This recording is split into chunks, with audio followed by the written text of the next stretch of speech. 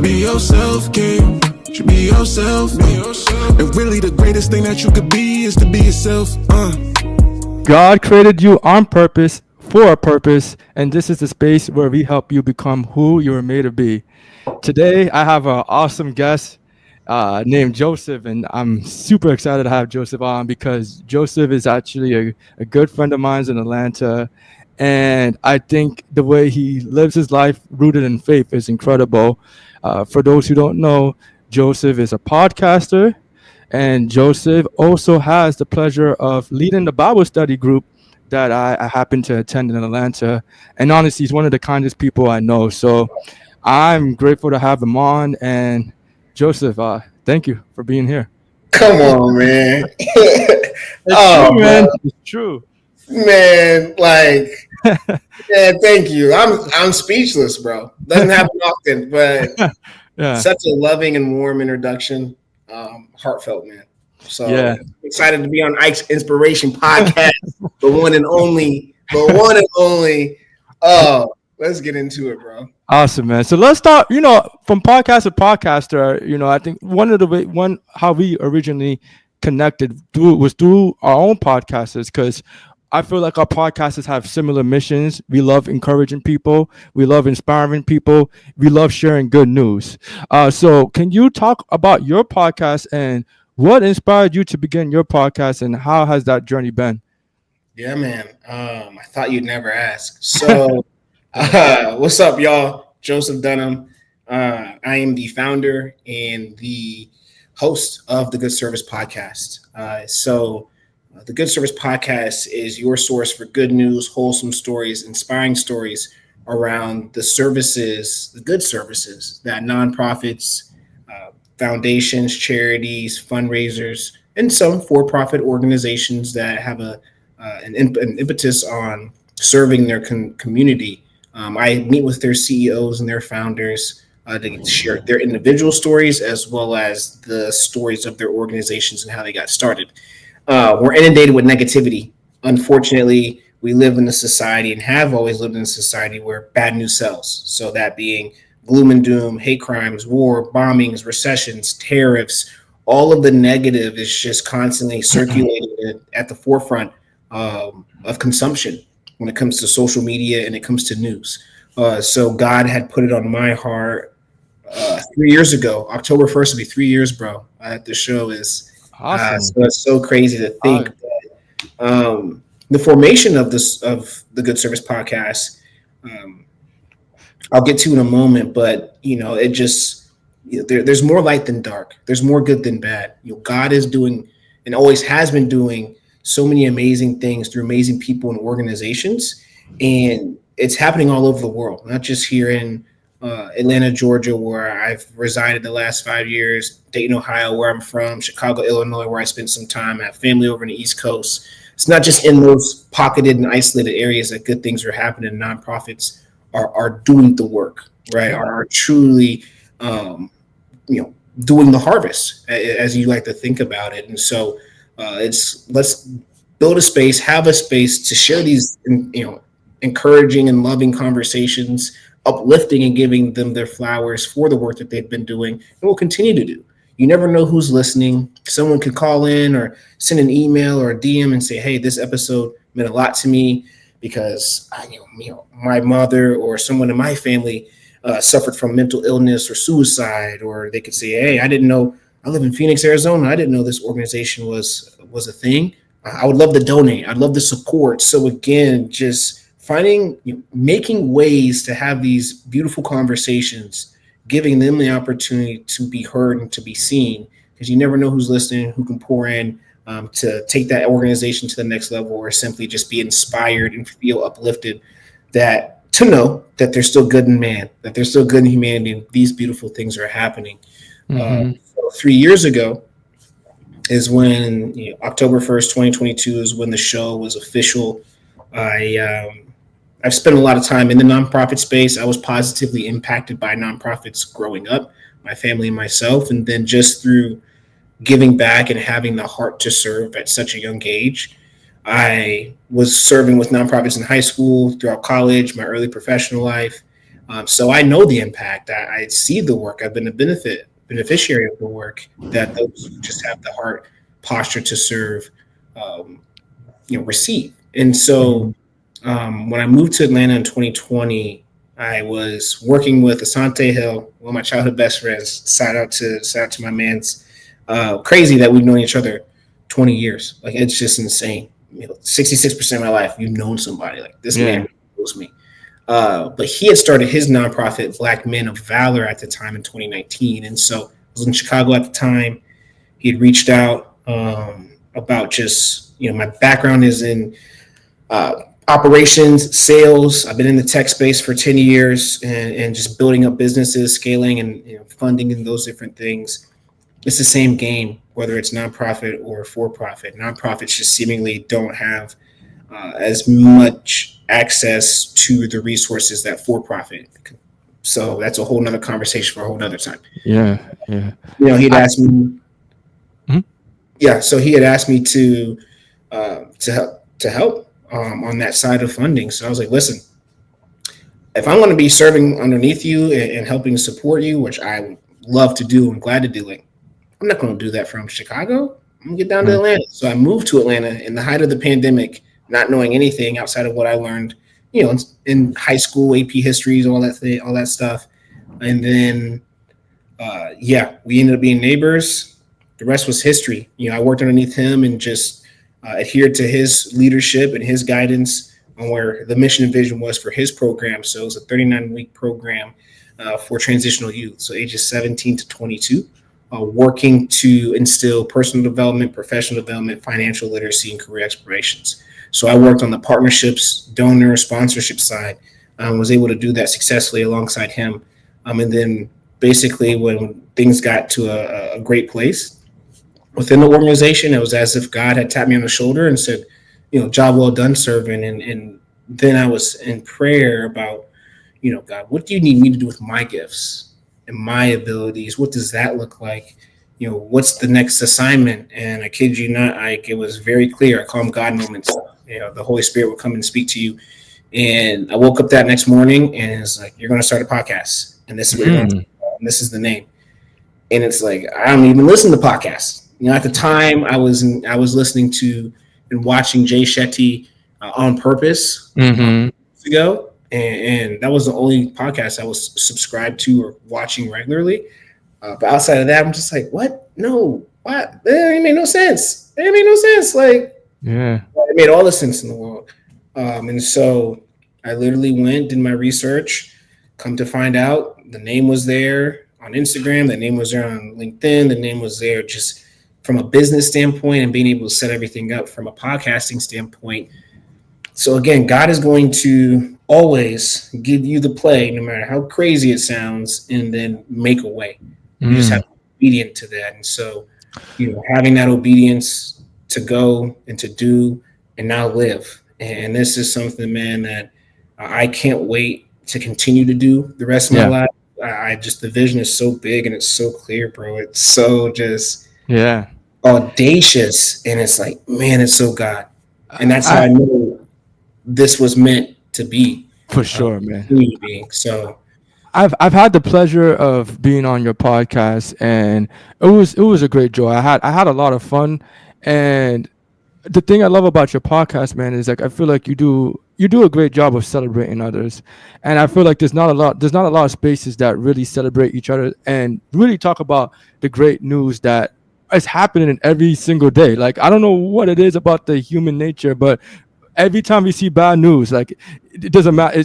We pay a lot more attention towards it. But when people are reaching success and doing all these great things, whether it's in a nonprofit or media, we tend for whatever reason not to pay as much attention to it. And I think that's why our podcast and you and I we connect so well because our vision is so clear. And I'm so curious about when you mentioned you heard from God and you felt compelled to start that podcast because you heard from God. It sounds like you received some type of vision and conviction.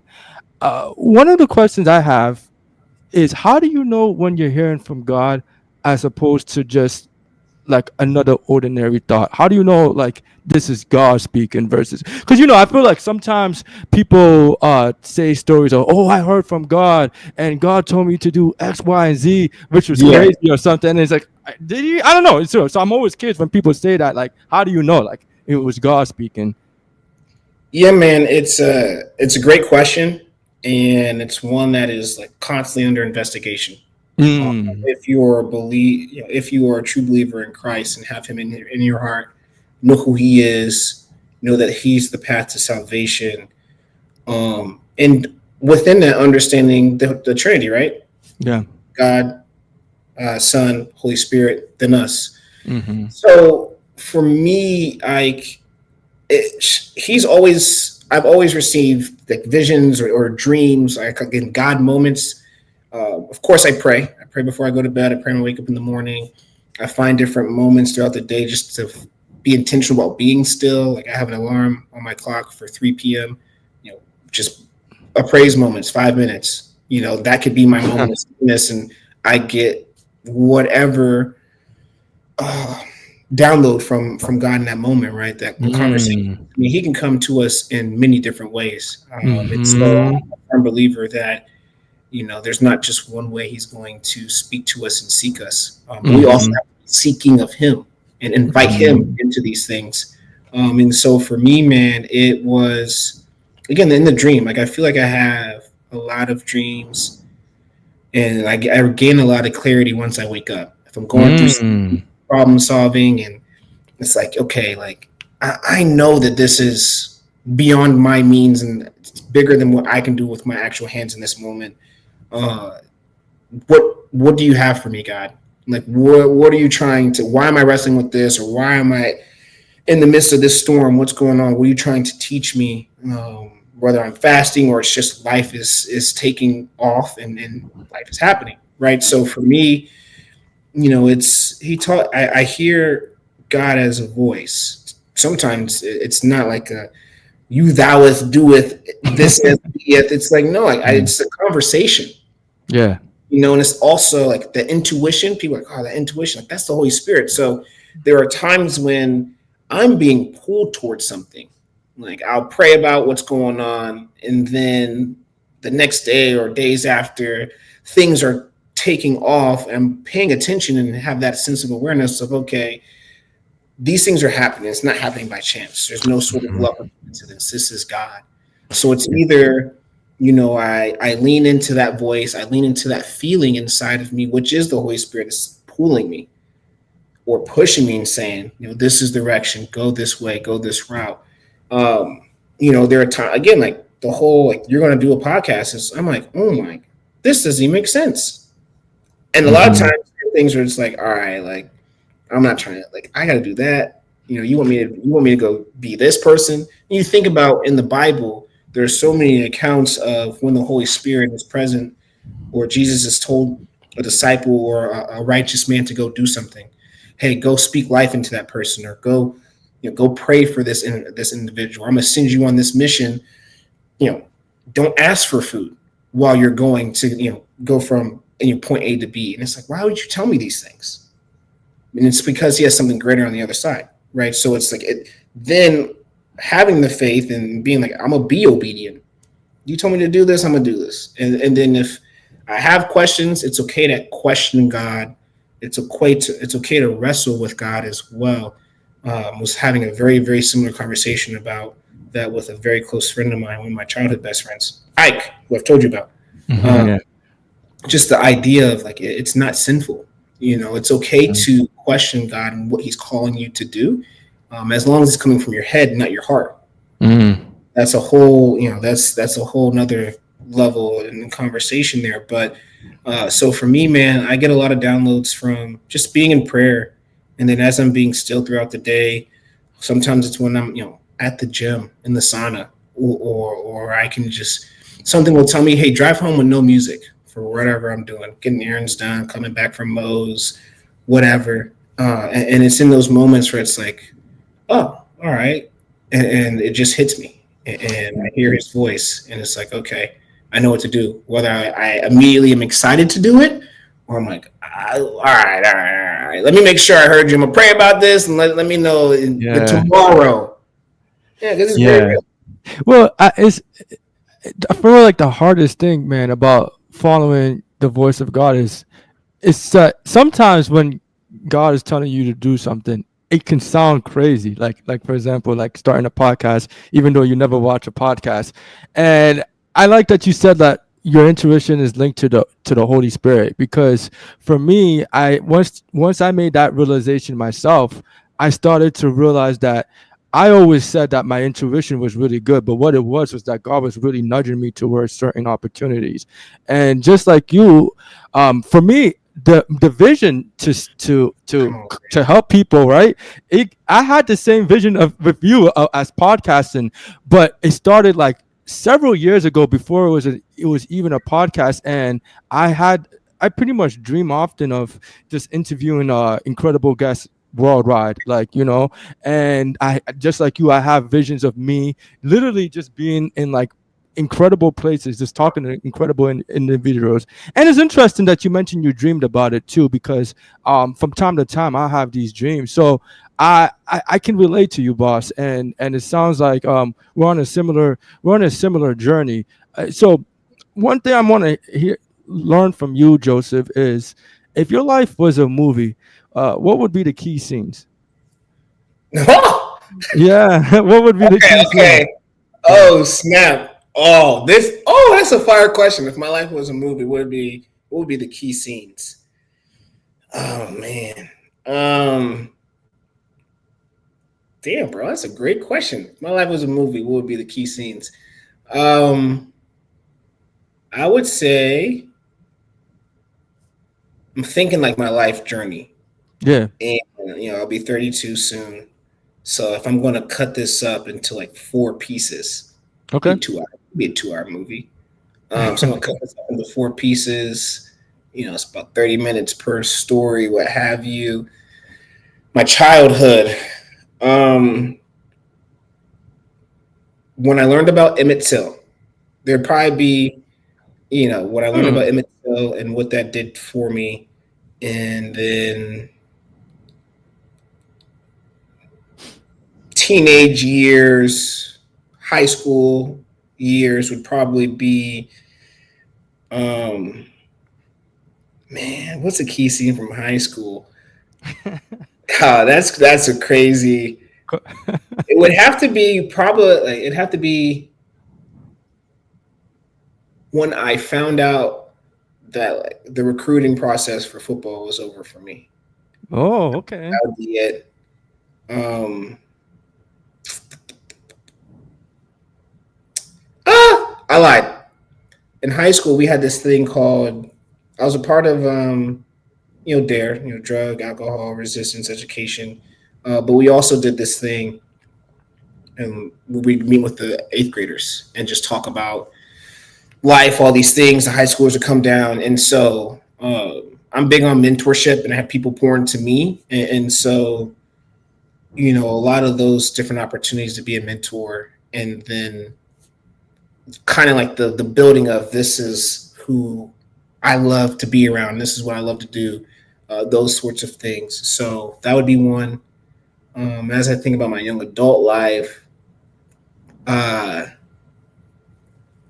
I would definitely say, when George Floyd was murdered, because that's when I experienced my first bout of depression and going Wow. through that, and then So leading into like me diving deeper into my faith, yeah. as well as diving, like questioning God, wrestling with God, all these different things. So I'd say that, and then um, it would be the closing scene or get you to present day, but Yeah.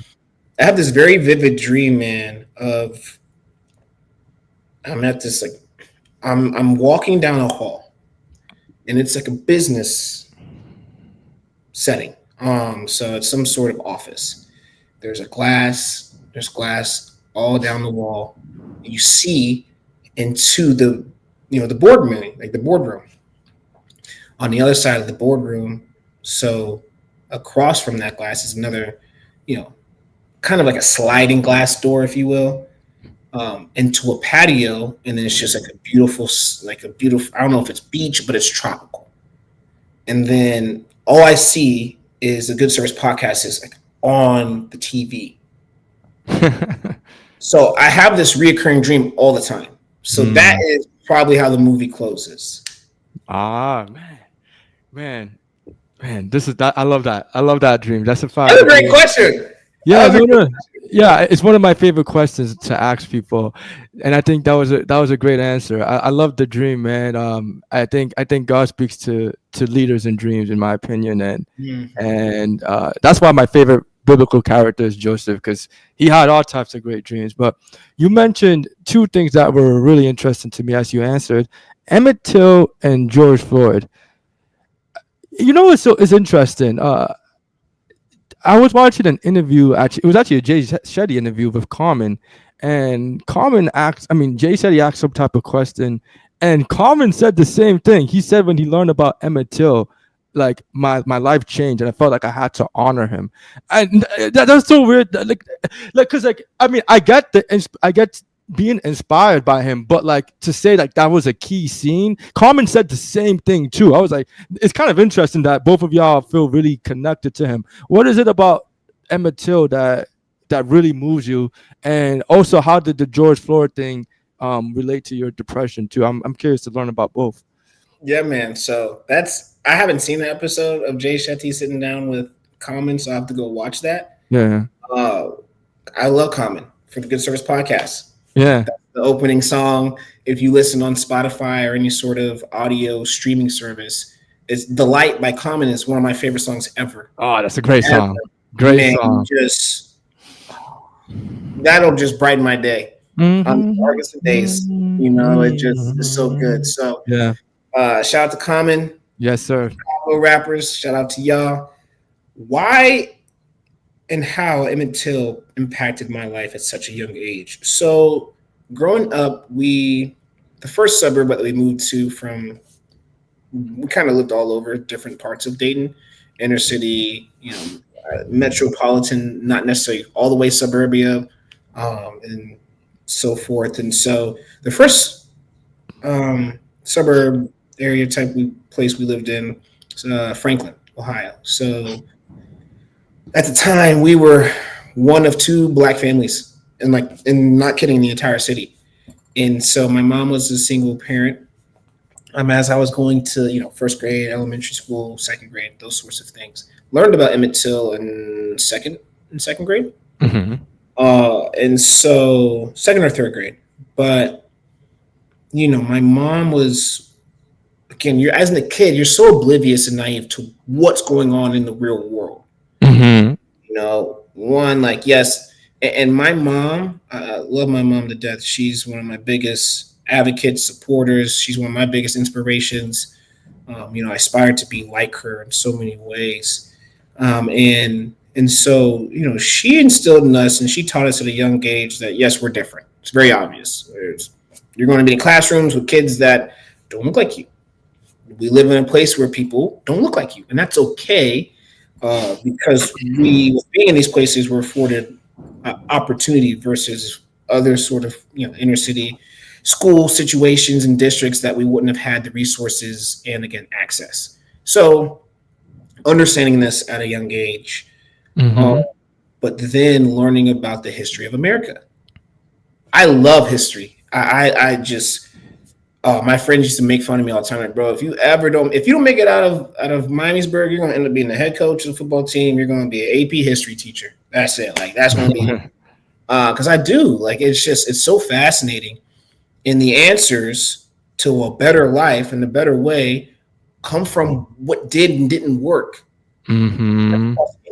Any civilization, or if you're a scientist, like, hey, let's learn from what we did, what didn't work. Okay, let's implement some new ideas, right? So saying all that to say, I learned about Emmett Till. I'm conscious at the young age of 7, 8 that I'm different. I've already had unknowingly an encounter with a prejudiced teacher, going through that.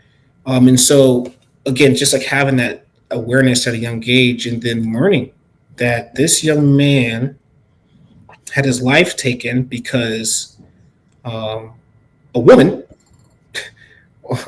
a white woman, had lied against him, and therefore he was made an example of. Mutilated, beat.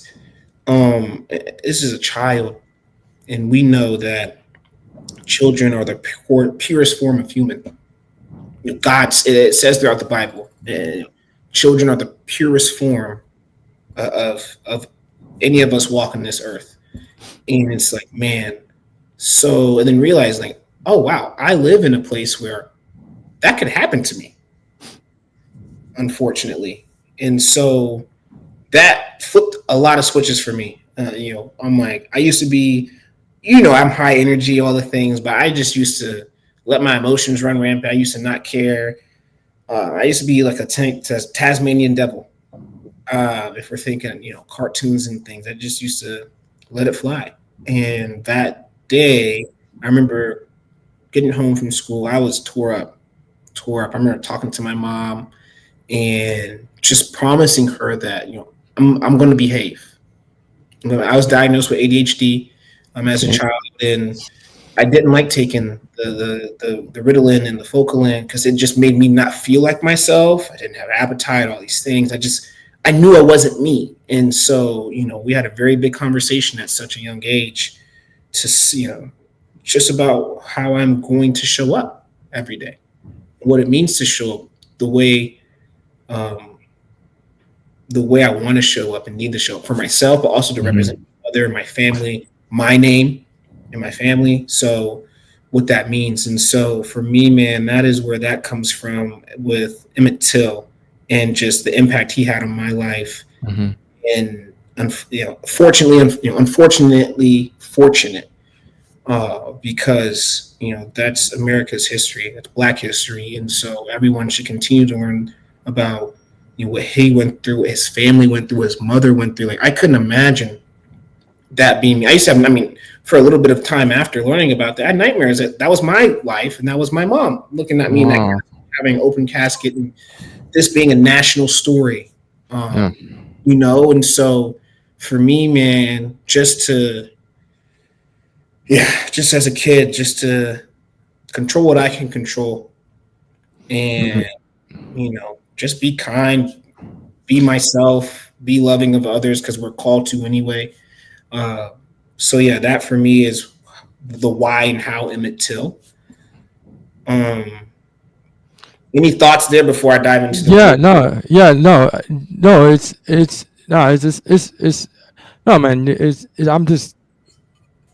it's great it's just interesting to hear how some people are greatly impacted by other stories because I learned about Emmett Till in high school too, but when I first learned about Emmett Till, it hit me, but it didn't really. I just kind of moved on, to be honest. It just felt like another history lesson. It didn't really hit me the way you or someone like Carmen did. So I'm just always fascinated by how people are impacted by different stories. But I'm also curious too about the George Floyd situation too. How did that personally impact you? And you said it led you to a bout of depression. What was that about? Yeah, man. Just a closing thought on the Emmett Till, then I'll dive into George Floyd and the depression era.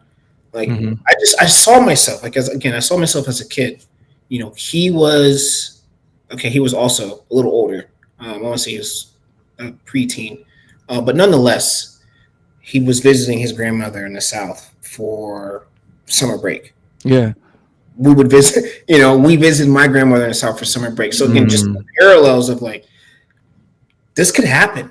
Yeah. And so, and then to find out decades later that the lady lied. Like, wow, that's wild. That turns my stomach in such a way. So, closing that, the George Floyd, why George Floyd is impactful, why that whole situation would be a part of my movie. So, okay, I learned about Emmett Till at a young age. I understand that this is a potential reality for me as a Black child, as a Black boy, as a Black man in America. Got it. I learned that, 10 years later when I was in Chicago, I was 25, 24, 25. George Floyd's murdered. So I didn't need to ever see any, all these things continue to happen. Police brutality. The list goes on. Ahmaud Arbery, rest in peace. Breonna Taylor, rest in peace. All these people that are gunned down and their lives are taken from them. So I never needed to watch a video after learning about Emmett Till to understand this is my reality as a Black man in America. Yeah. Never needed to see another one again. So I'm at the time living in Chicago, Illinois, which is about 5.5, 6 hours from Minneapolis, Minnesota, where everything happened for George Floyd. And so I remember on social media, everyone was talking about it. I don't know what possessed me to watch the video. 8 minutes and 46 seconds that I will never forget. And I watched every second of it. And when I tell you, just instantly, the pit of my stomach, just I felt lifeless. I felt helpless. I felt just all these emotions overcome me. Rage, anger, frustration, confusion, just an immense deep of sadness. Like how and why. And this was me experiencing depression and what it meant to be depressed. And so, I worked at a company. I'll leave the name out of it so no one gets sued. But, we had stand-up meetings in the morning and afternoons before we'd all go home. It was to start the day and end the day. The head of DE&I, diversity, equity, inclusion, his office I could see it right across the way from mine. This happened on a Sunday in May. There's no real sports going on. NBA cool, playoffs are about to get started. But there's nothing in the world at this time that's really shadowing this. Like it's everywhere. You can't go anywhere without seeing it. And this happened in the afternoon. And it's national news, crazy news by that evening. Not one word was said all week. Not by the head of DE&I, not by the chair of the company, the CEO, president, people in my office. So it's like, how are we just walking around here like nothing? I know y'all, if I've seen this video, I know y'all have seen this video. And this is, again, maybe it's state and a half, 2 states over. Nah. So that just raised my level of pistivity and pissed offness, if you will, and rage and so much of that. It just took me to the top, to where I was sick. I just, there's a lot going on in the world at the time. Pandemic. So the world shut down. It's weird. Yeah. It's just like, what is going on in the world?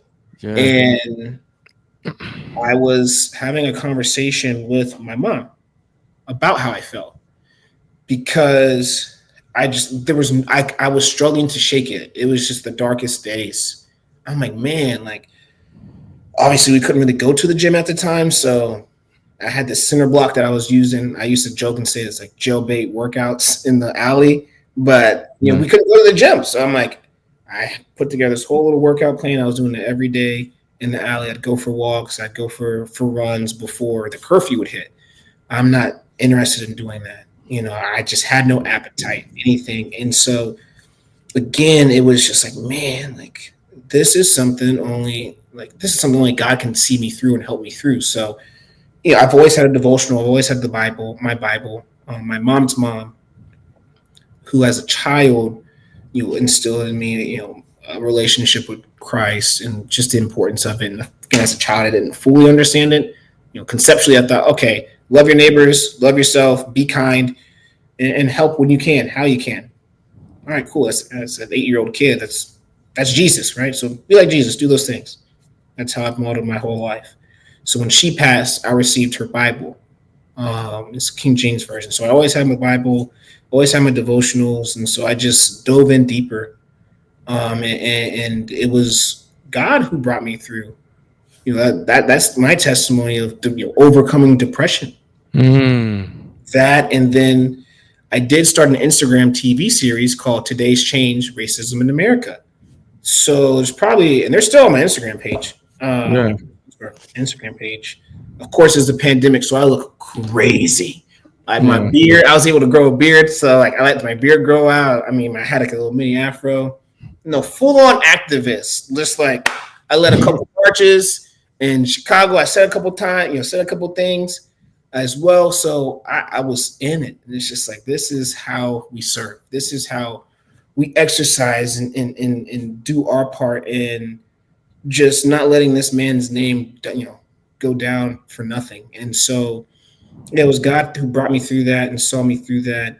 But he was also with me in the depression, right? He's going to be with you through the valley of death and walk with you hand in hand and see you through that dark forest to the other side. So I was praying about my purpose. I was praying about, where to go professionally, because I was fed up with that company.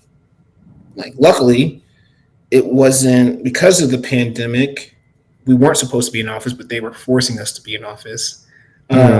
So I was just like in and out, not really there mentally because I didn't care. I just have to. While I was there, luckily I had systems in place that allowed me to have it to still be productive, still hit my numbers, and put it on autopilot basically, because I was so fed up with those people and the situation. And again, God just saw me through it all. So as I was praying about this, Asante and I have a conversation about where he's at in his organization. And that's one of my best friends. We talk all the time anyway. So bouncing ideas back and forth. And so he's like, hey, listen. And I prayed about it. It's like, God, what do you want me to do? And again, it's like, go serve. Go to Atlanta. It's just like, my lease is up in 3 weeks. I'm actively looking for apartments here in Chicago with one of my great friends I went to undergrad with. He and I are this close to finding the place. We found a place. So it's like, time out. I find a new apartment. My lease is up in 3 weeks. You want me to move across the country during the midst of all of this? Like Asante did. I'm like, hey, I'm on my way. I need you to see apartments for me. He's like, for real? And I'm like, let's get it. He's like, let's get it. So he's down here seeing apartments for me. Well, I'm just there, and the days are going by, and it's like no apartment. And then boom, the one place that was closest to him and where I still currently live today, they didn't let him see the apartment. He didn't have a mask on. But this is the place that, of course, I got accepted. My renters or application, whatever, and then everything else just fell in order. Having the funds to get to get the Penske truck and to get down here, and just everything like my first month here was just my bed and a big chair. I have a couch. Yeah. Is on the floor. Like, it's just like, I don't know. I'm ready to serve. I'm here to serve. So again, God seeing me through, that bout of depression, and then I'm praying and he's like, go serve. And I remember calling my mom and be like, Mom, basically I was asking I thought I was calling to ask for permission. I was like, bro, you're 25. You can go do what you want. You've been doing what you want since you're damn near 15. Yeah. Not really, but, always had a job, just always been like entrepreneur-esque. So on that tip, I've always been like doing that sort of thing, serving. And she's like, you're not calling me for my permission or anything. You're just calling me to make sure you heard what God told you to do. And if I know who you are, you're going to do what God told you to do. Yeah. Interesting. Yeah, man. It's interesting how God's timing works. I always like to say we're not on Ike's or Joseph's time. We're on God's time. And your story is very interesting, man, to hear you talk about going from being depressed to somehow finding your way towards Atlanta, even though it wasn't planned. It's very interesting, man, because obviously you didn't plan for this. You weren't expecting it, but you were led towards it. And it's interesting. Your story reminds me of a personal story I had where I was in Atlanta, and basically I was looking for a church, and I was pretty much praying to have a deeper relationship with God, and I've been church hopping. I don't know if you ever been through that, but it's difficult finding a church that you can feel connected to. And I went to all types of churches, bro, but I couldn't find any churches. So basically, actually, one day, and it's crazy how God works, because if I didn't do this podcast, I probably wouldn't have found it. But one day, I was recording a podcast in my apartment, and while I was recording the podcast in my apartment complex, some really nice young lady comes over and she's saying, "Oh, are you using this room?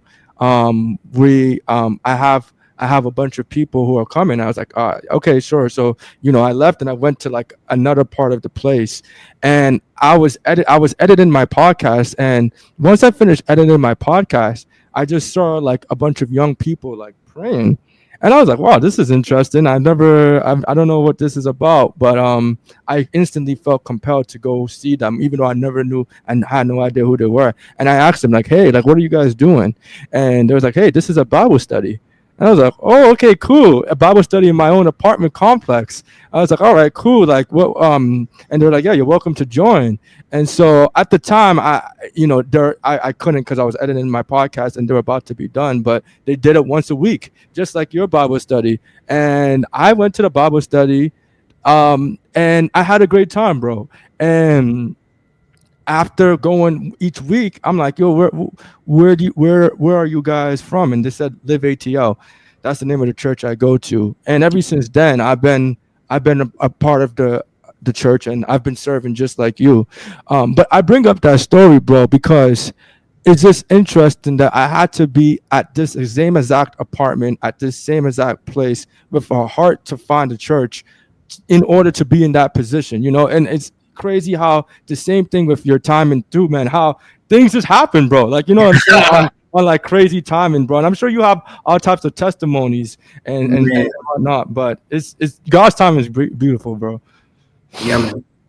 Yeah, man. And so, yeah, He's always on time. Bro. always He's on time. he's always on time.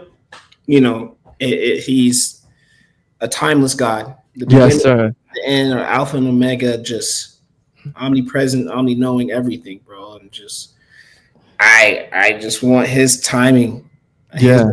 timing, his will, his way over the thoughts that I have about the things that I want. You know what I'm saying? So it's so good, bro. Yeah, and So and as I speak about that, man, you have this incredible heart posture that stands out to me. I've had the pleasure of meeting a lot of people, but there's something about your heart posture, in my opinion, that is different than others. Where I feel like you're very given, and for example, like till this day, man, like I don't know, man, when we first met, after we first met, bro, like I feel like since we met, every week you've sent me like some type of prayer. And there's really thoughtful prayers, bro. And I've never had anyone do that for me, bro. And it's I know it's so simple, but because of your kind act, I've actually been doing the same thing for others. And now I'm sending prayers. You know what I'm saying? And I've had all types of interesting conversations where people are like, man, like I needed this, bro. Like you hit me at the right time. And it all started because Joseph sent me a prayer. And now it's like a rippling effect of me sending prayers to other people. that's so And it's just interesting, man. Because I'm hearing all types of stories. People are lit, some people crying, like, bro, like I needed this at this right time. And I don't know, man. It's I appreciate you, bro, for putting that thought or that habit into me, man. I think it led to a lot of great. It's been leading to a lot of great uh, conversations and healing for others. Yeah. blessings come, as it says in the Bible. Blessings come at the hands of man. Like God is the one that manifests and he knows every step we'll take.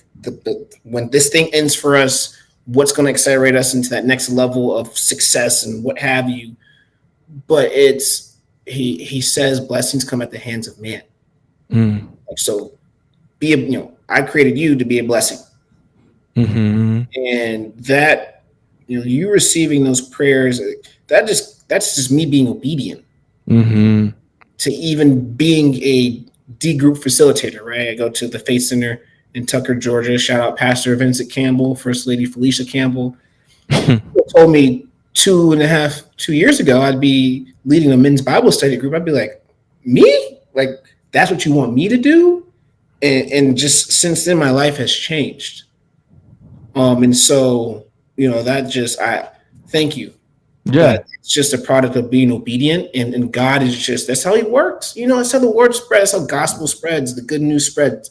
His love and his way spreads is through how we live. Yeah. One of the guys in the church asked me, like, how long have you been doing this for? And I'm like, maybe a year and a half, maybe 2 years. I'm like, I don't know, but like, I'll keep doing it the rest of my life. I need to find a way to do it more streamlined. Yeah. But like, nonetheless, I love doing it. This is another way of serving. So I've started doing this. I started building the habit, and for me, I streamline it. Every Sunday evening, I will create 7 prayers and schedule them each day for one person, whether it be my brother, my friend, someone like you, and I try to bash the prayers all at once, so it doesn't, because it kind of does get a lot, you know what I'm saying? But I bash the prayers and then I schedule out the text messages, and I, just like you, bro, I've been doing this only for like 2 to 3 weeks, but it's so simple, it's so easy, and it's so thoughtful, and it's so unique. It kind of gives you an opportunity to connect with someone that that you may love or want to connect with, and I think it's like an easy way. And then also like I feel like the prayers are a good opportunity to address some of the issues that people may be going through without necessarily criticizing them or putting them down. Because usually when you have a conversation with your friend, like, if you're a good friend, you talk about your vulnerabilities and what you may be going through, and you might hear that, and then you can note it down, take a mental note, and then just send that prayer about whatever they're going through. And then 9 times out of 10, whether your friend is going through a divorce or whether your friend is going through some type of financial hardship, I think it's just good for people to know, like, yo, there's someone who's thinking about me, because I feel like a lot of people go in this world feeling like unseen and feeling like they're alone, for sure, boss, yeah. And so one thing you mentioned too, man, is I've been to your Bible study, and it's great. I love the space you've created for Black men to essentially speak honestly about the struggles they're going through, and remove our egos. The thing I love about your Bible study, man, is a group of men who are all removing their egos, and talking about where we can be better. And I honestly don't come across a lot of spaces where I feel like that's occurring, so it's interesting. I too also lead a Bible study. Mine's is virtual, yours is in person, and it's an interesting experience leading a men's Bible study, man. What has that been like for you? Yeah, man. First off, like, I love that, after we met and had you on the Good Service podcast, and after we met, Rob was like, you need to meet this guy. Yeah. And then if I get, that from Rob, I'm gonna be sure and be intentional about meeting whoever the recommendation is. So shout out Rob Boyd. We love you. Yeah. I just knew, right? Like, and we had that conversation over brunch, and I'm like, man, I would love for you to show up selfishly, because I'm like, man, like, you're just a great guy. You are a stand-up man. You're a God-fearing man. You have a strong heart posture yourself, and there's so much that you are already doing for the world through service. And I know that you want more, that you aspire to do. So I was just like, man, I just wanted, why not add another brother? We're fishers again, so we're called to do. So selfishly, I was like, yeah, just pull up. If it's great, if it's for you, great. If not, hey, I appreciate you spending that hour for us over the summer to have a conversation around the word with brothers, unmasked and very raw, very real, as we all walk this life and have different maturations of relationship with Christ. You have some people that are new to Christ, some people that grew up in the church, some people that are just now getting back and reigniting their relationship. So it's just a beautiful thing. Again, all the credit goes towards God. I joined the Faith Center, my church, back in 2022. So the end of 2021, I'm like, okay. I thought I would, after I finished everything with the nonprofit and working underneath Asante, I'm like, oh, okay, I'm gonna get back to Chicago. I'm gonna just do my bit, do my business, serve. All right, God, peace. All right, Atlanta, peace. Get back to Chicago. Chicago's my favorite city. Psych, I fell in love with Atlanta. So I fell in love with Atlanta and just all the culture, the art, just the beauty of the state, the beauty of the city. I'm like, man, this is home. Like, this is, God called me to be here, and I'll be damned if I leave on my own volition, because then I'm doing something outside of God's will. And so I'm not going anywhere until God says go. I know how the episode plays out, and I know I'm where I'm supposed to be, doing what I'm supposed to be doing. So a good friend of mine, shout out Leslie White, she encouraged me to do a vision board. So I do a vision board. I'm big on, DC, Marvel, all the people, all the things. And on the vision board, I had the Justice League table. Batman's my favorite. So he's at the head of the Justice League table. And what this picture represented was community. Hey, build your table. I also had a church. I need to find my church. So I had a friend of a friend invite me to the Faith Center. So I go. I'm like, wow, this is the biggest church I've ever been a part of. It's not a mega church, but I'm like, there's hundreds of people here, at least per service, 300-400, right? And I'm like, damn, there's a lot going on. This is crazy. But Pastor Vincent Campbell, he preaches the word. He preaches the word. It's not prosperity preaching. It's not, a watered down version of, okay, I want to take this and use my words to, it's like, no. Like he ensures that you're equipped with what the text is saying and what it means, so that you're spiritually refreshed, you're spiritually refilled, and that you can go out into the world and do what God called you to do in the spaces he called you to be in. So for me, after the second visit, I'm like, oh, they're like, hey, at the end of the service, doing the harvest, come on down. And I was just, the price is right. I'm like, shoot, yeah, I'm at the Faith Center. So time goes on. D groups is what we have. It's called discipleship group. That's what the D stands for. Okay. Small groups is what other people call it and churches call it. And so for me, bro, they had the promotion, the video up there, the testimony of people sharing about D group, what it means, what it meant to them, how it changed them. And just God was calling me again. And he's like, you're going to lead a D group. And I ran from it. The first time, after the first session, I'm like, no. Bro. However, I was praying. This is how he works, bro. I was praying about, as the podcast was taking off, my sales career is taking off. I was given the spirit and the promise and the vision of being a husband one day, being a father one day. You have to be able to lead spiritually. As the leader of your home, the leader of your household, as it's called to in the Bible. Men were supposed to lead spiritually. I can't lead other men spiritually. How can I lead my home spiritually? How can I lead my successfully and spiritually? How can I lead my business successfully and spiritually? How can I lead my life, my individual life, successfully and spiritually? Right. So I'm like, man, you got me. So next go around for D group, signed up as a facilitator right away, went through the training, because I've always been a leader throughout my entire life. And that's not just me saying that about myself. You ask, and you've known me for at least 4 months now. Yeah. You can ask any of those guys, whether it was elementary school, high school, college, on the field, in the classroom, in the workplace, even in my own family. I'm the leader. Even as the youngest on my dad's side, my siblings, I'm the leader.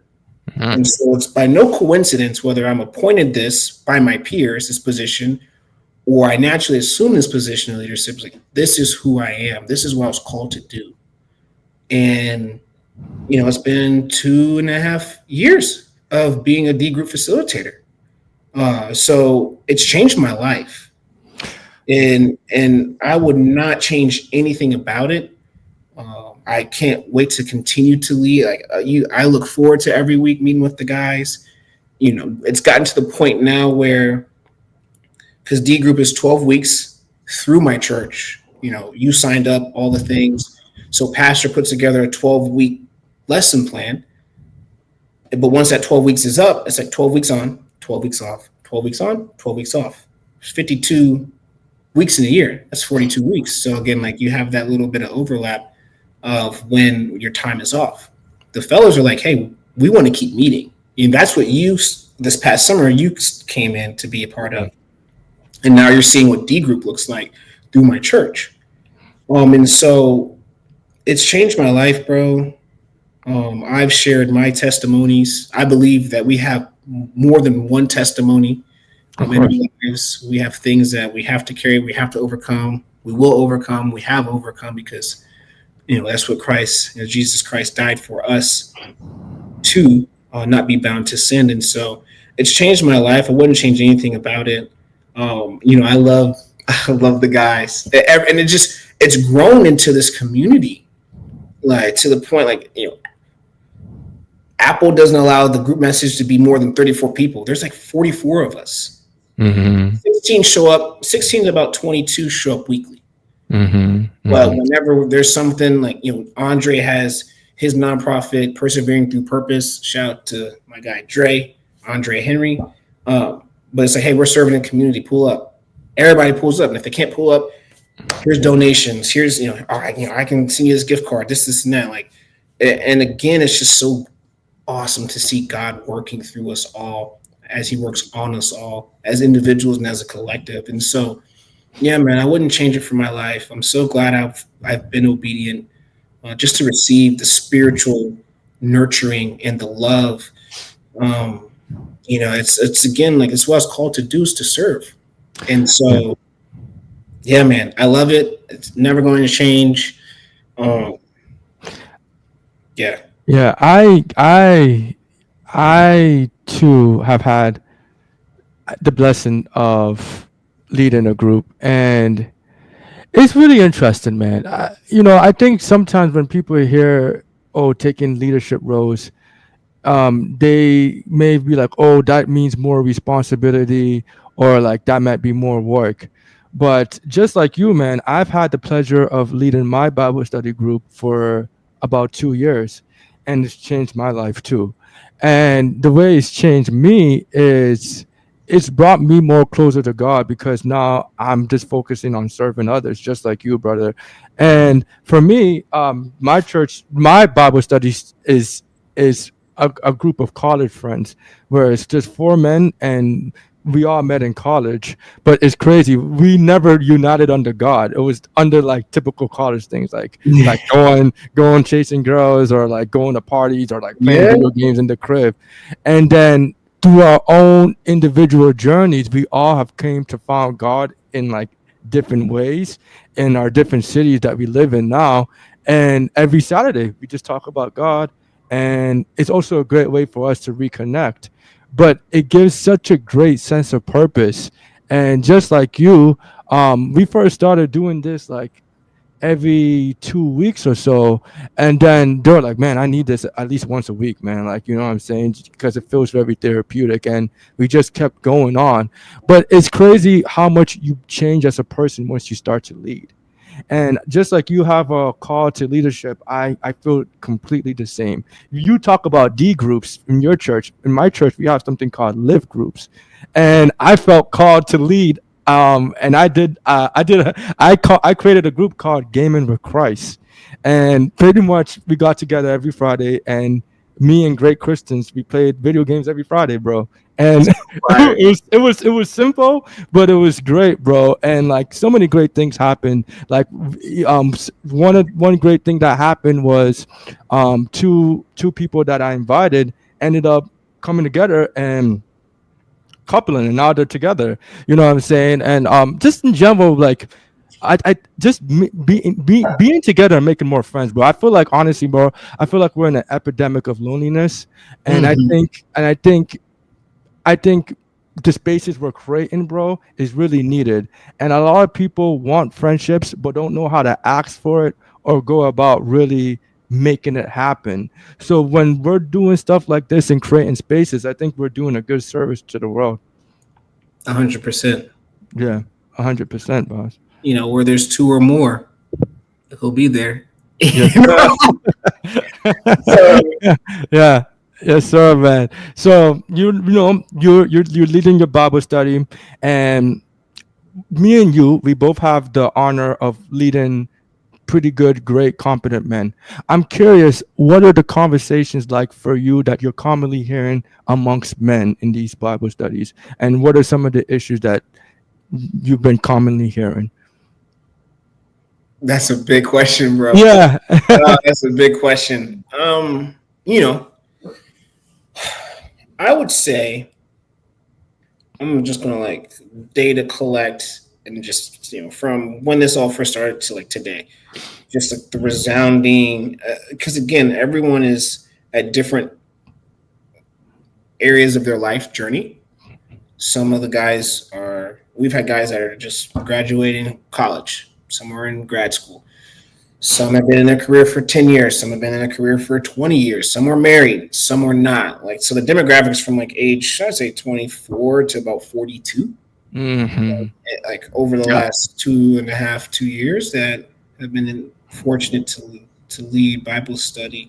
And so what I would say is just like the resounding thing is like, okay, some of the themes of strife and of struggle as well. There's positive things that we talk about too. It's not just like woe is me and everyone's just constantly under siege, but though we are, because we have Christ and we know Christ, and the enemy is not going to stop, and he's going to do everything he can to derail us, slow us down, take us off path. So I'd say something like, if I had to do like the top three things that are discussed or just keep resurfacing, it's lust. One, lust. Not necessarily like to the point where people are cheating on their wives or their fiancés or spouses, whoever, but just the idea of what lust is. Yeah. And the different forms that takes. Idolatry. So idolizing things that are not God. So that could be money, that could be your career, that could be your kids, that could be your cars, the things of this world. Seeking validation from people. We live in an unreasonable world, so seeking validation from people that are not perfect themselves, that are not Jesus or God. So, that, and then I would say the next thing is their relationship with their own fathers. And family relationships. So those are the top three things that we discuss that have kind of like surface. Yeah. And all of that builds to the plight of the black man. Yeah. Right. So like you have the plight of the black man. Yeah, it's we're hypersexualized at a young age for whatever reason, however it happens. So then you're probably exposed to pornography at a young age. You're probably abusing that and using it to cope for years and years and years, decades even, right? Depends on when you're exposed to it. Idolatry, you're told, hey, hustle, that dog mentality, hustle. Yeah. Don't just have a 9 to 5, but have a 5 to 9. Yeah. Yep. You're your provider first, then your protector. You provide. As a black man, you're then reduced to in society, you're reduced just as what you can produce. Yeah. When you think about dating, and it's just like you hear women constantly, if he don't make 6 figures and this and that, and he ain't doing this and he ain't buying that, and it's like we're more than just a handout. We're more than just here's money for your woes and for the things that you want. And then again, that third point being your relationship with your father. A lot of us, and again, as I close my eyes and think about all the different men that have been a part of the different Bible studies over the last 2.5 years, similar struggles to where you don't have a healthy relationship or the desired relationship you'd like to have with your father to help you grow as a man. Therefore, you're more susceptible to all these other things that make you think you're being a man when really you're not being a man. And then you have to unlearn those things as you're walking this righteous path that God has laid in front of you. It's even harder because of that. And you're winding around lust, you're winding around adultery, you're winding around all these things of the world, because outside of the Bible and Jesus, being our physical example of what it means to live and how it means to live, we have a earthly father that, man, you're here. You got twice as much experience as I do. I'm hopeful that you can put some game on to me so I can do this, no slight to you, better than you did it, how I'm supposed to do it. So I'd say those are three things, major issues or challenges that we're seeing and that we're overcoming. Yeah. Day in and day out, as we do so through the word, right? It's about God first. It's about scripture first, and understanding what does this passage mean? What does this parable mean? Contextually, what was going on during the time that the book of Luke was written, the book of John was written, Matthew, and understanding from a contextual standpoint what was going on, how layered the text is, the importance of it, and how to apply that. And not only apply that, as we apply that, that means live that. And then as others see us live, we fish for other men. Yeah. So I'd say that. Yeah, man. So when I was in your Bible study, I definitely heard struggles with lust and idolatry. And be honest, bro, like even I struggle with it, bro. Yes. Bro, since I moved to Atlanta, I mean, I love Atlanta just like you, man. I can go on. I love seeing Black people thrive. I love the real estate opportunities out here. I love the culture, but then I also love the woman here, and the woman here look incredible, bro. I've been to so many different cities. I've been to DC, San Diego, Los Angeles. I moved from Philadelphia. I lived in Boston. To me, like Atlanta has the prettiest woman, bro, and like the baddest woman. And so I'm breaking necks all the time looking at women, and I'm like, and I can relate to that struggle, bro. And when we all mentioned it in the Bible study, it was just interesting to see how like all the guys were like, yo, bro, I'm struggling with this too, married or unmarried.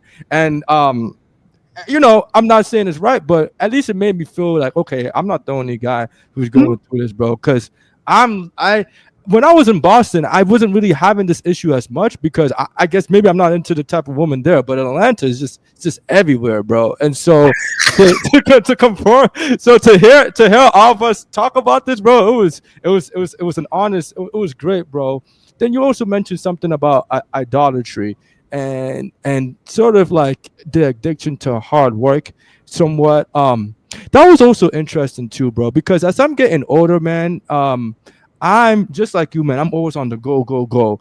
I used to create YouTube videos, and I still do create videos where I would literally start off my video and be like, the grind don't stop. And I'm just going. And as I'm getting older, I'm slowly having to learn the importance of rest, whether it's through because sometimes even if I don't want to, like, God will show you, and God will yes, bro, he'll slow you down. And I think it was actually, I think his name was TJ, actually had a similar struggle, bro. But I did not realize this. But because I'm a pretty calm dude, but apparently when you're working really hard, a lot of your stress unconsciously goes towards your back and your neck and your shoulder. That's where you're unconsciously like putting a lot of your stress.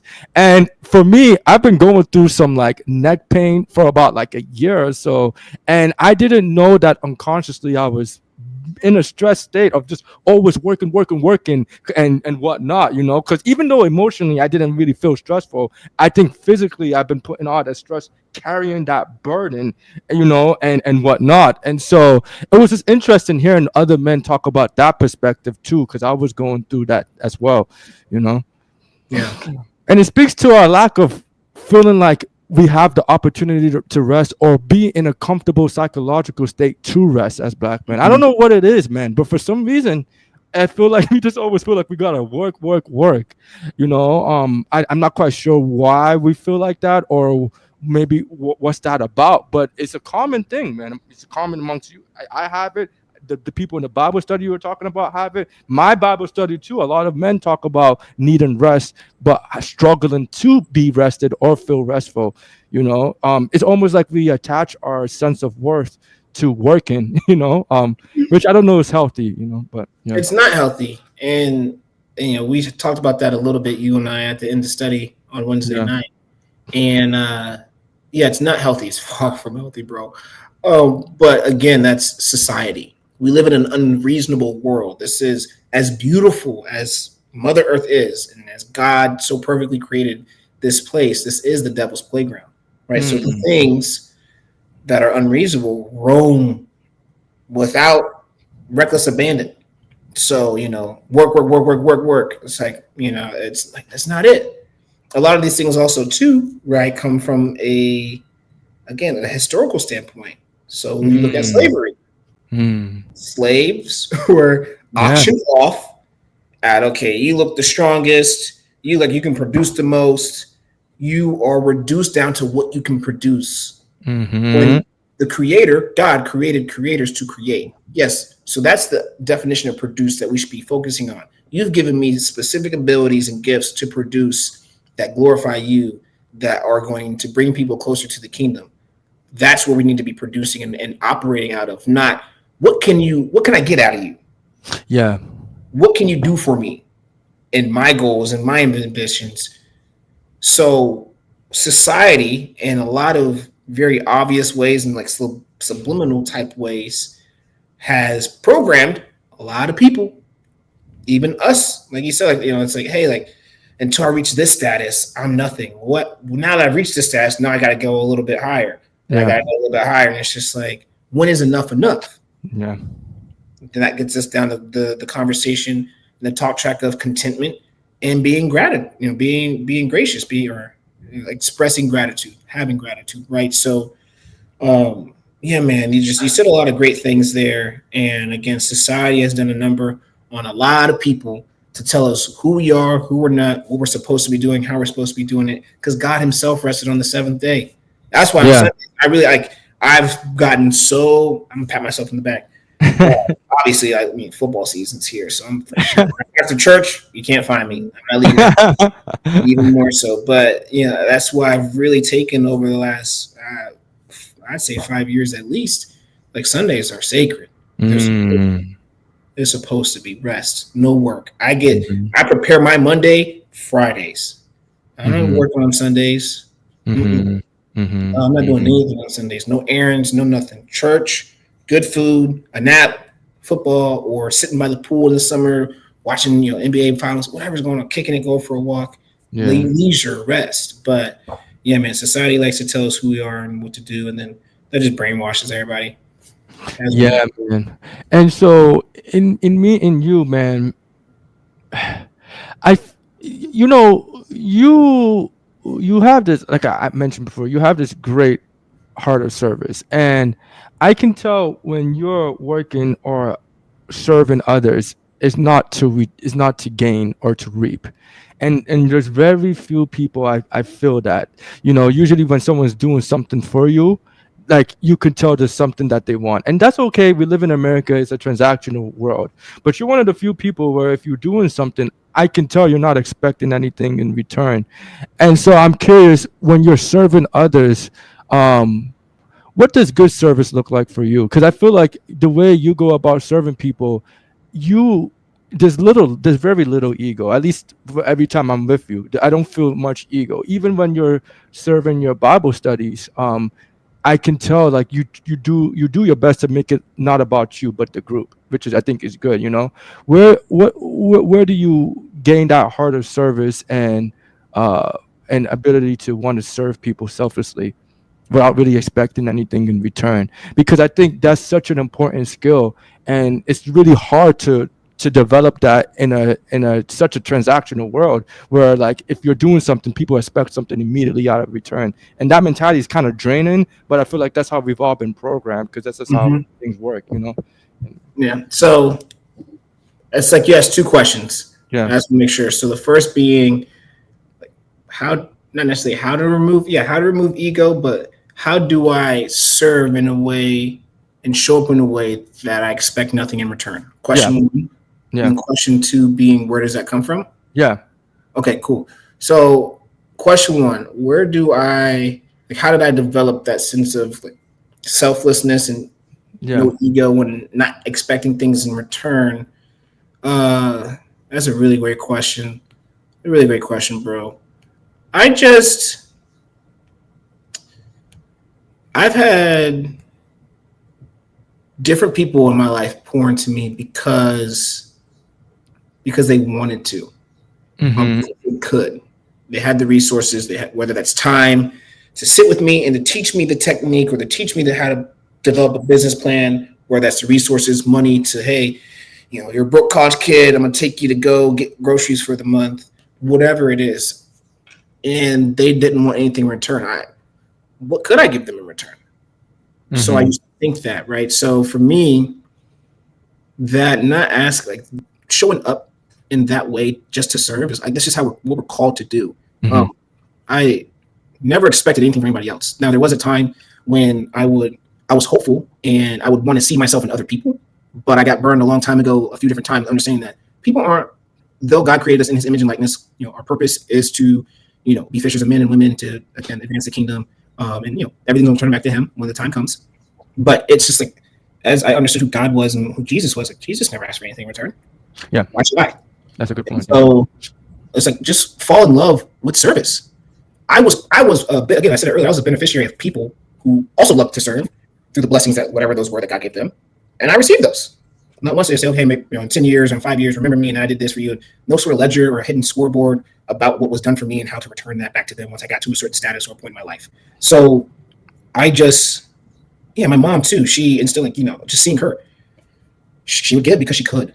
She gave because she could. And it was never like, okay, when's that person going to come back and at least give me what I gave them or double down? And also, as it says in the Bible, like, that's not a good deed. We're not called to keep score and do those things. So I love to serve, man. And how I was positively impacted, and I saw, and I can recall, I close my eyes and just recall the different moments. Like, those people just wanted to serve. That's it. Yeah. Like, I get fulfillment out of seeing someone else's success. I get fulfillment out of seeing someone else be blessed. I get fulfillment out of knowing I was able to connect somebody, or I could do something, whether it's have a conversation, again, donate my time, in-kind donations, whatever it looks like, to the situation. If you're always looking for a handout or expecting something in return, you're still going to be expecting it, because it's never going to be what you thought it was, what you expect it to be, and that leads to resentment, anger, and you're doing things for all the wrong reasons. I'm a firm believer, like, in business. Again, you have good ideas, you have God ideas. You probably have good ideas that can make you millions of dollars. I'm sure of it. But if it's not a God idea and it doesn't solve a God problem, it's probably not going to flourish and become actually what it could be. Or if it's a good idea, at some point it's going to crumble because it's gotten away from service and like being genuine in heart, in the posture of service. So for me, man, like, I just love to serve. This is not about me. It has never been about me. I told my mom that, like, as a middle schooler, I remember telling her just about all the different things I got to do with nonprofits and serving. It's like, the Good Service podcast is not about me. This is God's platform. I prayed, hey, use me. The gifts you gave me, how are you going to use me? This is how I'm going to use you. This is God's platform. It's God's podcast. It's God's show. And so I want so much out of life to give so much more. So it's just like, every day a prayer of mine is, for the Holy Spirit to transform me, but as it transforms me, like, use me, call me to the conversations, call me to the areas and the people that you need me to meet today. Or if it's already on the calendar, hey, how do I show up in this meeting for you? And how do I serve? How do I just bring the best experience that shows your goodness and your greatness? So it's never been about me. Yeah. And I'd say also too, playing sports growing up was another thing. Like, I played all team sports, football, basketball. The individual sports I played, I wrestled for a handful of years, and then I got into track.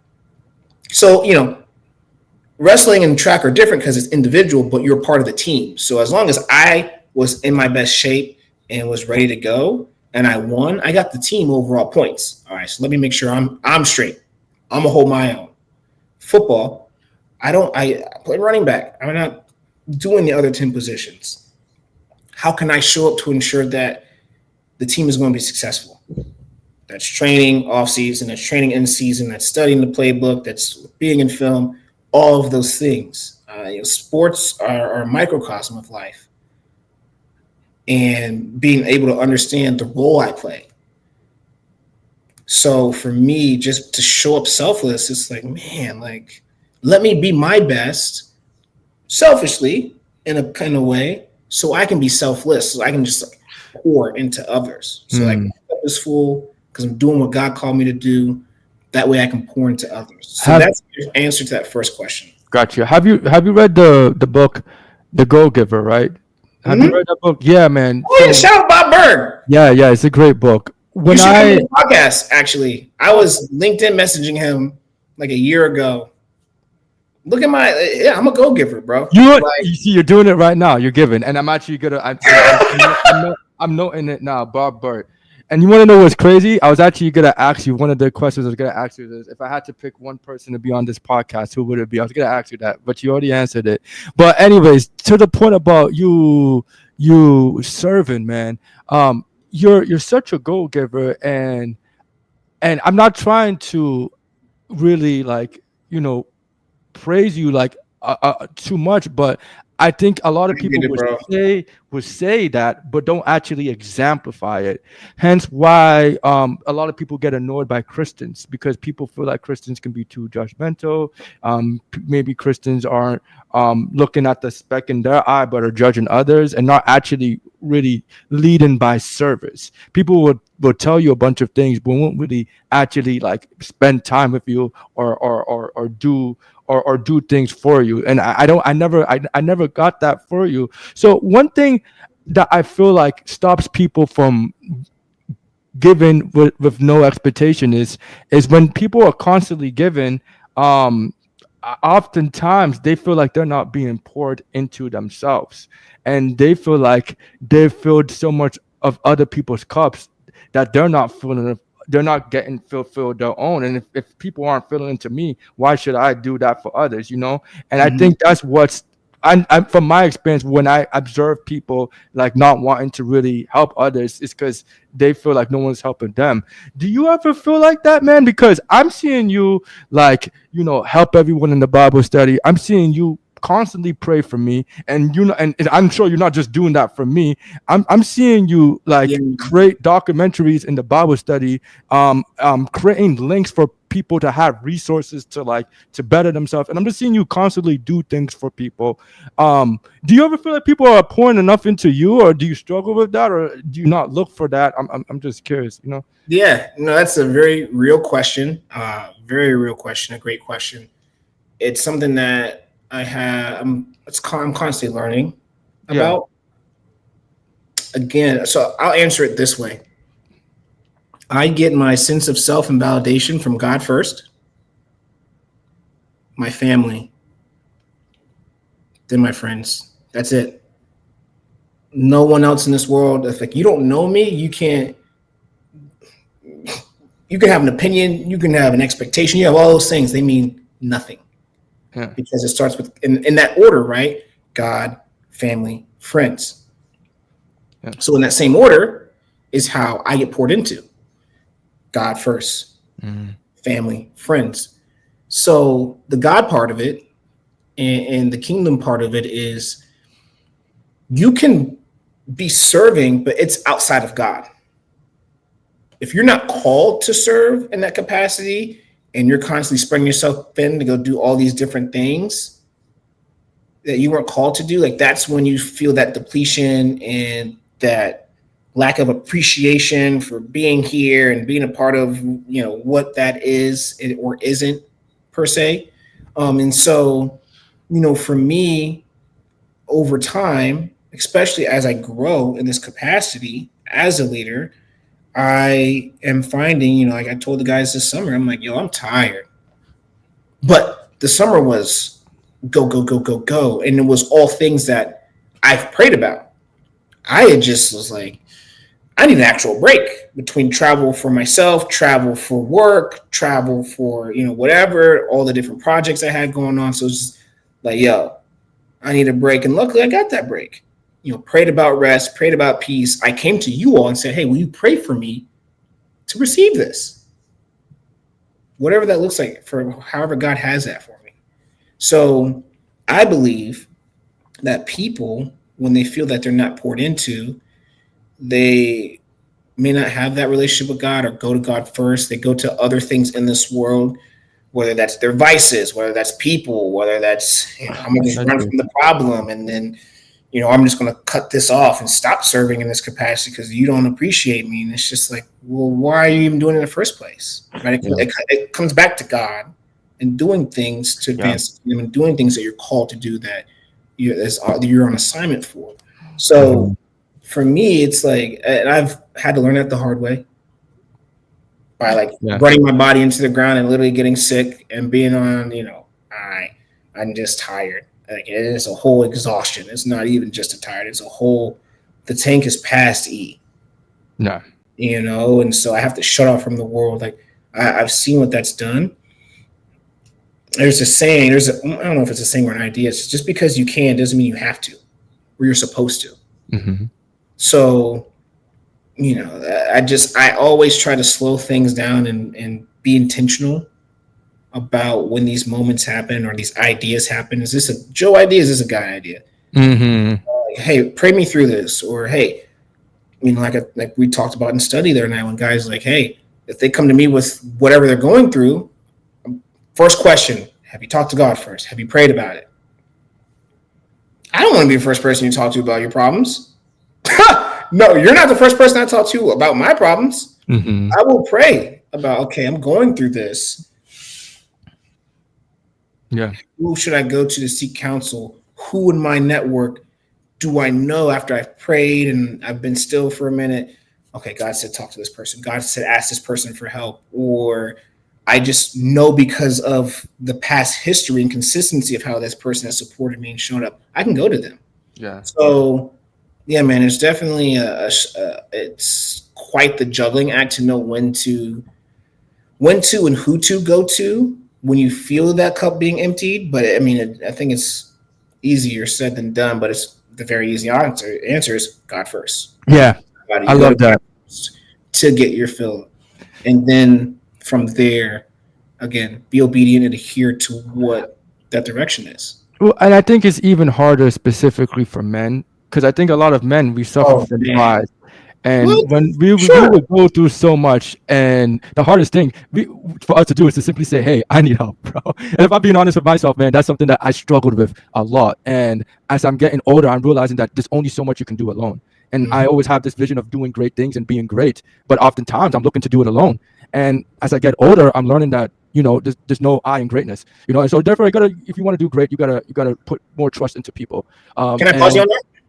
And I think you're going to pause me on that. Yeah. I think it's so good. Think about it. I mean, I'm a sports guy. Yeah. Michael Jordan didn't get 6 rings by himself. Tom Brady didn't get 7 by himself. LeBron hasn't gotten 4 by himself. Kobe didn't get 5 by himself. You know what I'm saying? Like, we need people. We're created to be in community. Yes. Now the devil, the enemy, thrives when we suffer in silence. When we're just in between our own ears and we're not. That's why there's life in the tongue and there's death in the tongue. We speak it out. We profess it. Your affirmations. You know who you are. All your prayers. You're inviting God to be here in the space with you in all things. And then because of that, as you continue to speak on that, instead of suffering in silence, you're giving life to all the people you need. You're giving life to the situation you're in as you're asking for help. But that was one thing I had to learn myself the hard way a long time ago. You got to ask for help. But all the things I've accomplished, I did not accomplish by myself. Not even getting, never. I can't. God first, and then He allowed the people to be in my life that had the blessings to help me get there and to teach me, to coach me through situations. What's so hard for you personally about asking for help? I'm just curious. Why is that? Well, I mean, I know you're working towards it and you're getting better at it, but why do you feel like it's hard for men to ask for help? Because this is not just a you or me problem. A lot of my friends say the same thing. And even during our Bible study, I can feel some of my friends asking for help and going through some struggles, and sometimes even they are not willing to accept it. I'm curious, man. Like, I'm sure if you had the same experience where you have a loved one and you can see how much they're suffering, especially with men. Women, I feel like, are a lot better with this. They're more than willing to be helped, but men is like they don't want, like, they don't really want to hear, or accept that help. Like, why do you think that's such a thing for men, and for us to ask for help, you know? A few different things, man. Another great question. Damn, you're good, bro. Keep doing your thing. Keep going. So, why it's hard for men to ask for help? There's a few reasons. One, because again, society tells you you're a man. You shouldn't cry. You shouldn't need help. You should, pick everything up by the bootstraps and do it all by yourself. Yeah. Again, that's very unreasonable. We don't have very few people in this world have the actual resources, whether it's time, money, physical resources, to actually do those things by themselves. And even still, they probably outsource what they need to get done because they can't do it by themselves, right? Mm-hmm. So society tells you you're not a man if you ask for help. You're less than a man if you ask for help. You do it by yourself. That's what men do. And it's like, man, it's not at all. Yeah. Oh, the Bible, so many. Jesus himself needed help. He needed 12 men he could trust to go across this planet and to spread the word. Facts. Like, what? Yep. So I'll be like, ask for help. And then, I've gotten a lot better. Oh, I'm so shameless. I'll ask anybody for help. Because I understood it a long time ago, when I was going through getting to college, because I'm a first generation college student and graduate. No one in my family's been to this mountain, to this peak, to this moment of graduating high school, doing the FAFSA, doing all these things, getting to school, then getting through school. So it's like I have to ask help. That's the only way I get through this, is by finding people that are in the places I want to be and ask them how they did it. And that's when that curiosity, that genuine, hey, like, I'm seeking help. And people, believe it or not, want to help you more than you think. I agree. It's just like no one wants to help me, or I don't know where to go to help.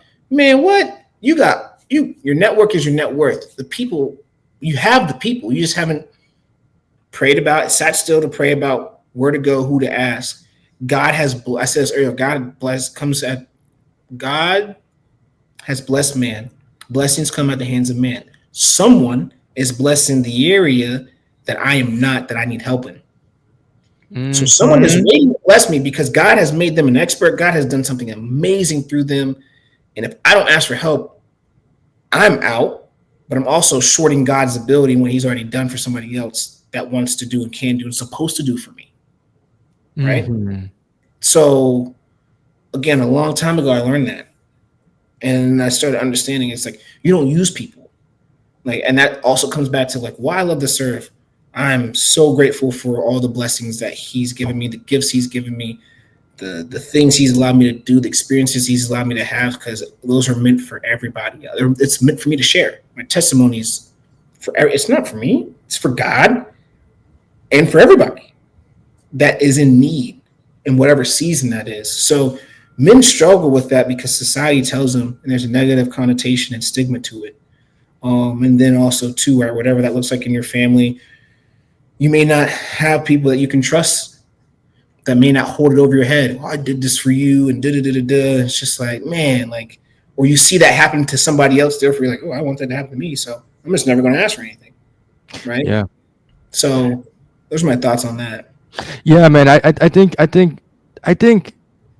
honestly, man, like because I've been thinking a lot about this too. And I feel like a great thing you can do as a man is actually to be helped and puts yourself in a position to help, because it gives it creates an opportunity to produce a relationship, and And I think that's one way I've been looking at it now.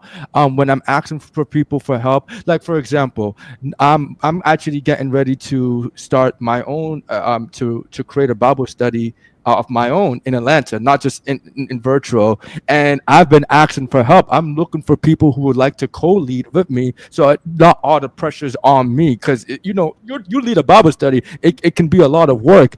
And for example, another place where I'm asking for help is I have a property that I own, and the house is homeless people. And for several months, I was managing the property by myself, and I was dealing with homeless people with mental health issues. And every day, I mean, not every day, but pretty much every week, I'm serving them and serving 4 or 5 people twice my age, like. And it was really draining, and I was happy to have an opportunity to serve, but doing it all by myself was a lot. So I got a property manager, and since I got that property manager, together working as a team, we've been able to be a lot more efficient. And not only do I feel less drained, but the service we're providing to those homeless men and veterans is exponentially increased. Not only to the fact that I am happy with what's going on, but the homeless people and the veterans are happy with it because I asked for help. And I think there's just so much opportunities we have, where people can be better from helping. But I don't think people look at it. I think like that as an like being helped gives another person an opportunity to create that relationship, and also feel useful. I think it makes that other person give an opportunity to feel useful, and they have a place in this world. You know what I'm saying? Like, if that makes sense, bro. Like, Mhm. yeah, Yeah, yeah, bro. yeah, We talk about it a lot as an organization at the Good Service Podcast. And people have said this before on numerous episodes. Oh, man, I didn't realize how good it felt to serve somebody else. Like, it kind of felt bad in a weird way. To like, man, it feels good to serve. It's supposed to. So we're yeah, not supposed to feel guilty for serving. Like, no, like that's part of what you get the ROI as a servant yeah, is knowing that you're impacting a situation for the better. You're changing somebody's life. yeah, That's awesome. Feel good. Celebrate that feeling. Share it with somebody else. Invite them to serve next time. Because like if I feel this way, I can imagine one of my friends, like, hey man, come just an hour, come serve with me. yeah, Man, what that was great. Da, da, da, da, da.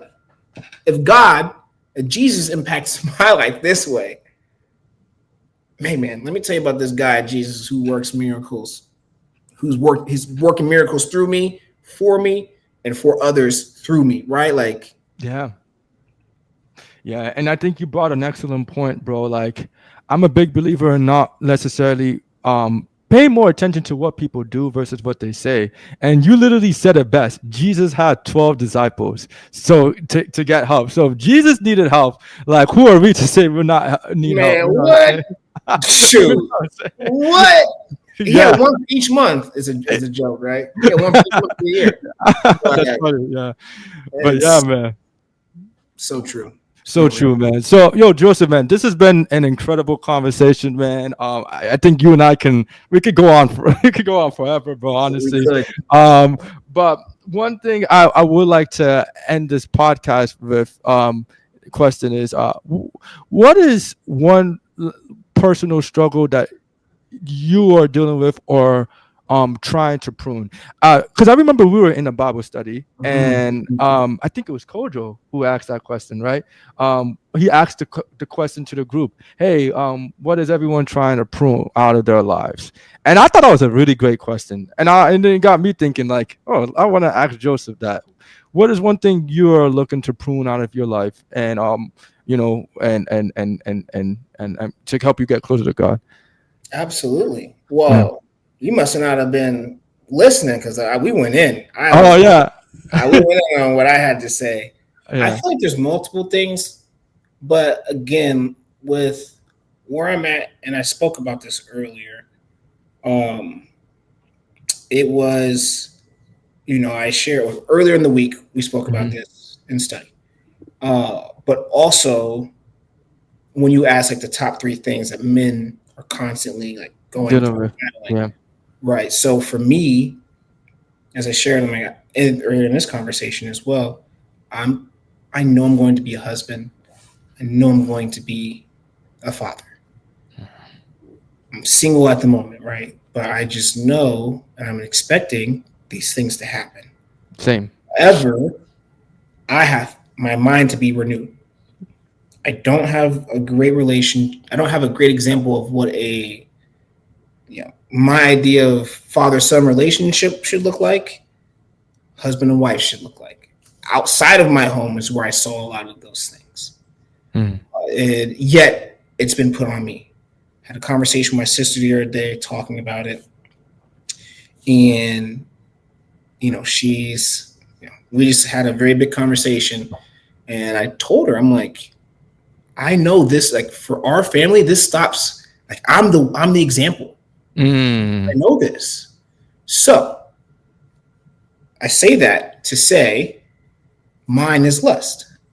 There was a time when I was just like, you know what, premarital sex, I don't care. Casual sex, I don't care. Pornography, I don't care. Not that I don't care, but it's just like, I'm a good guy. I'm not doing these things to harm you, but I'm just doing them because I can. Yeah. Free will, right? We have dominion and domain over all of these things. And so, for me, like it's not pornography. That has come and gone, right? God delivered me from that years ago. More so, it's not lust, like in the sense of like I have to go foster relationships with a woman just to get what I want out of this. Not that. So it's all these things that I've been delivered from and that I've overcome because of his goodness and his greatness. For me right now, he's changing my mind and pruning me on just like women. Right? Like I truly believe that I've always felt this way. God's greatest creation is woman. He took the rib from Adam, formed a helpmate. Hey, dude, you're too stupid to do this life thing by yourself. You're going to need somebody. And also part of my plan for you is to multiply. You can't do that by yourself.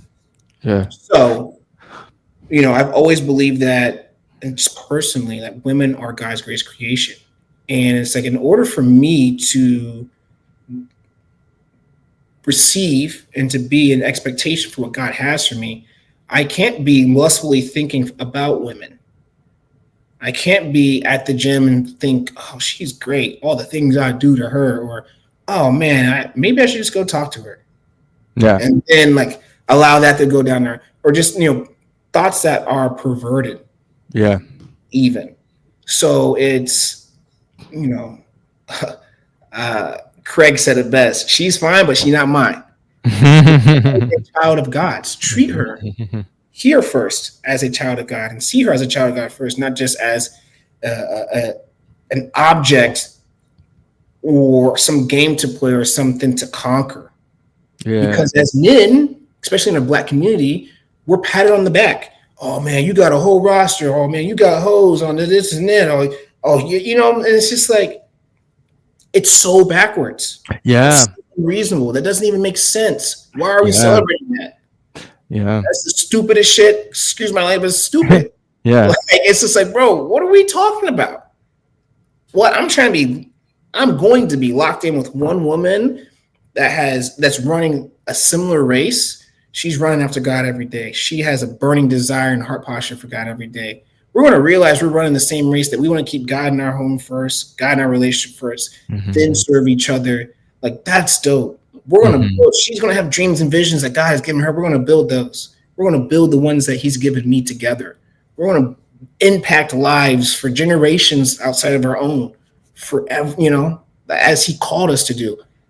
I can't get to that if I continue to be of this world. And again, we're not perfect. This thing's not about perfection. It's about progress and progression. So God's going to see and recognize that every day I'm waking to live for him. I'm dying of myself. I'm dying of these thoughts. I've died of these old ways, and that I'm preparing for her. Like, stay ready so you don't have to get ready. It's not like, oh, I'm going to have a girlfriend and then boom, I'm going to start doing these things.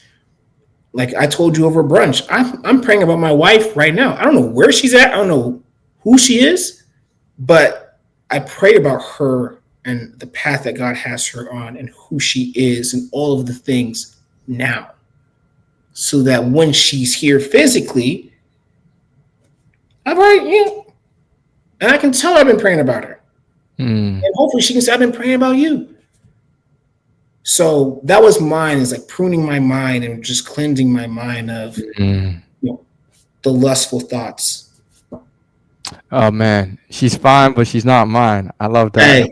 Hey, when he said that, oh my gosh, I was like, bro, shout out to Craig. Yeah, man. I think a lot of men suffer from that, and I appreciate you being honest about that, man. And I think a lot of men will benefit from hearing that. There's a prayer that is very simple that I think helps, and actually one of my friends told me this prayer, and it was simply to just ask God to see women the way He does. And he's like, I just pray for that. I thought that was so powerful, because I was having a similar conversation with a good friend, and he was saying, he's actually getting married soon, actually. So it's funny, but he seems like God has answered his prayer. But he always asks God to let him see women the way God does. And I thought that was such a beautiful prayer, and because he too suffered from lustful thoughts. So, man, anyways, this has been a great conversation, my guy. Before we end this podcast, is there anything that you would like to promote or the audience to know? Any good news, good service, anything that you would like to share with the world? Of course, brother. Of course.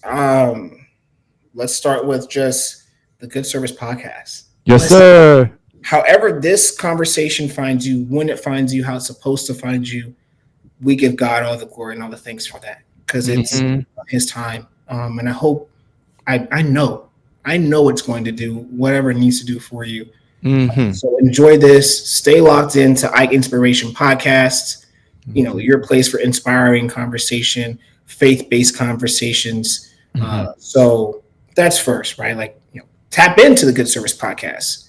Yes, sir. The only way we're going to serve the entire world is by your subscriptions, your referrals, you following us on Instagram, LinkedIn, TikTok, the YouTube channel, right? So all of those things, we're here to serve you all and to provide you that. So shamelessly, tap in with us, plug in with us, follow us, comment, engage. Yes. That's what we're here for.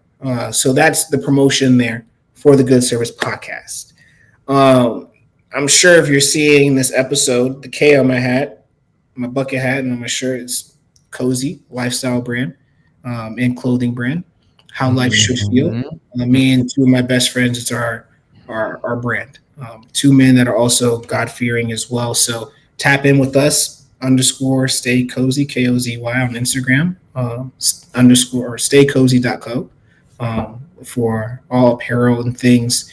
Again, we're about community and being in the community, a loving lifestyle, a servant lifestyle. So love that. Love those guys. Shout out Mama Lou Sharif, Momo Cozy. Shout out Jordan Cozy, the generals. And of course, man, I just want to, again, say thank you for the opportunity to be here, to be on the show, just to be in fellowship with you, be in friendship and brotherhood with you. I love you so much. I love who you are. I love what you stand for. I love what you're doing and how you're doing. You're amazing at what you do. So keep going. Thank you. Always, keep going always. And, for you all, again, that have watched or listened to this, just know God loves you. And that's it. Like, God loves you more than anybody and anything in this world ever could. And you got people in your life that love you. Lean into the positive, lean into the good, lean into that intuition, that feeling that's pulling you to serve and to be good, to be loving, because it's that easy. And that's all we're called to do. Thank you for an amazing time. Thank you for an amazing conversation. And yeah, just that's it. That's where I got to leave it at. So. Amen. Cozy Gang and the Good Service Podcast. Y'all heard it from here.